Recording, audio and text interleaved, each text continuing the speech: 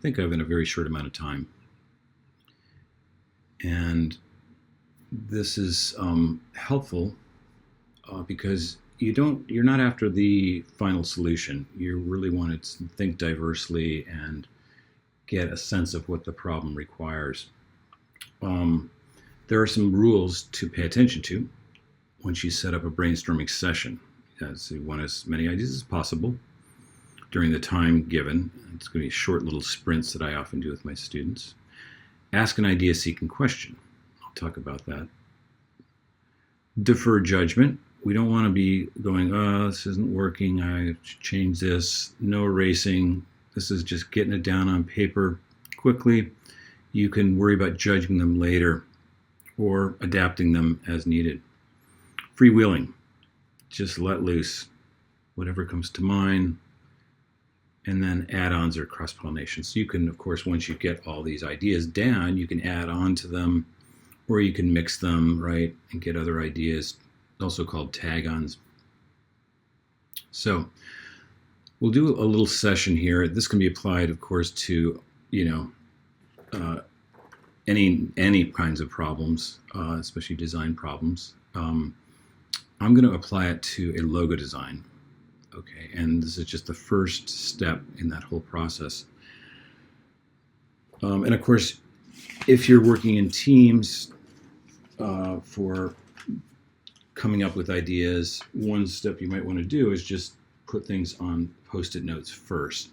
Ask the group to write down as many ideas as possible on Post-its, right? And then once you get all those, you put them on a board together, and then you can start organizing them in relationship to one another and seeing what ideas come from that.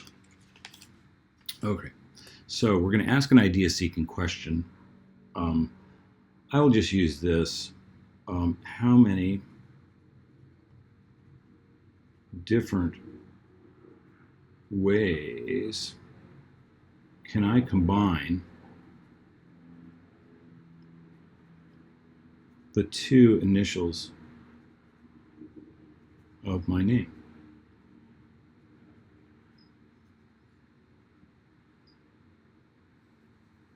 So this would be obviously a logo for me on my business card, on my website, etc. Okay, so, but we can get a little more specific, and it's helpful to be a little more specific as well. How many different ways, and this will be a short little sprint that I would ask my students to do, say 4 minutes. I'm not going to do it that long for sake of this video, but we'll do, say, caps. We'll do, let's just start with lightweight. And we will do positions. And we'll make it sans serif just to keep it simple for this stage. Okay. We have a timer, go. I've got the initials A and O. How do I want to position those together?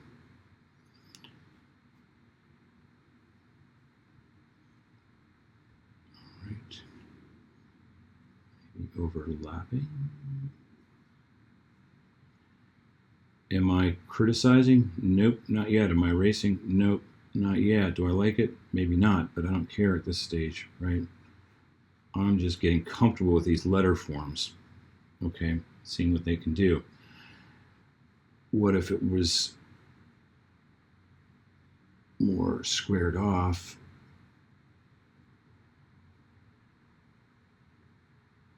That A and O. Okay, time's up. Great.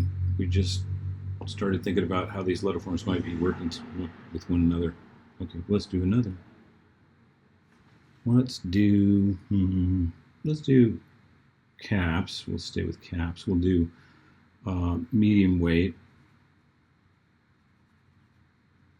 We will do positions. Let's go italic for this. Why?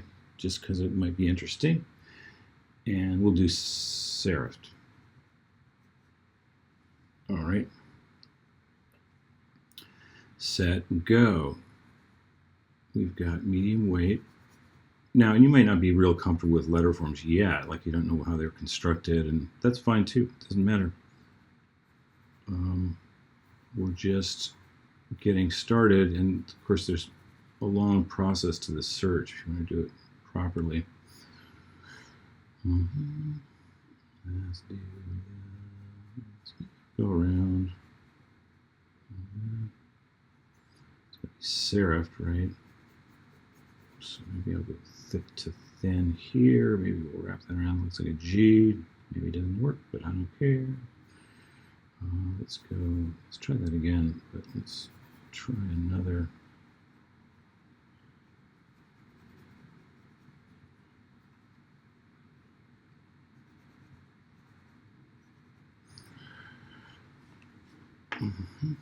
Trying to keep it medium weight, and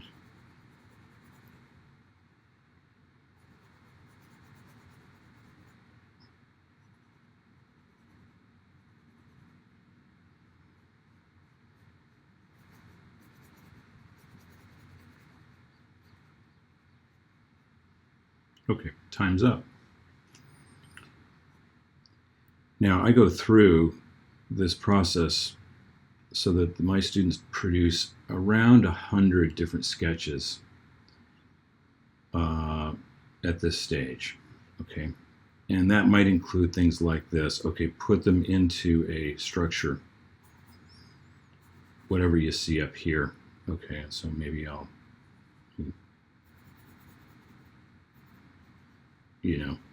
maybe I'll fit them in if possible.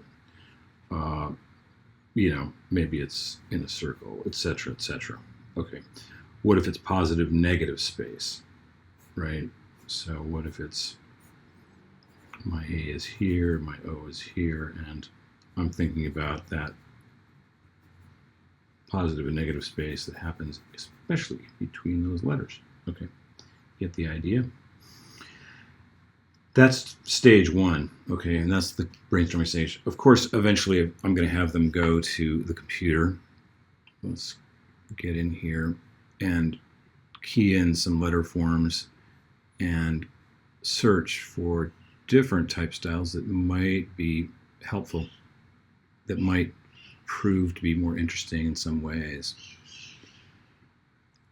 And this, in a sense, too, is still a brainstorming process, but the benefit of doing the early stages sketching is that you're not going to bend the letters here right now. You're not comfortable enough probably with Illustrator yet to do that, but you also don't know what that should look like. And so this just helps you to look at the letter forms, and then you can go back to your sketches here and then start to see what might be helpful. All right, so there's a number of different stages. And of course, eventually you're going to take this into, say, a grid and really balance those, the weights, etc., together.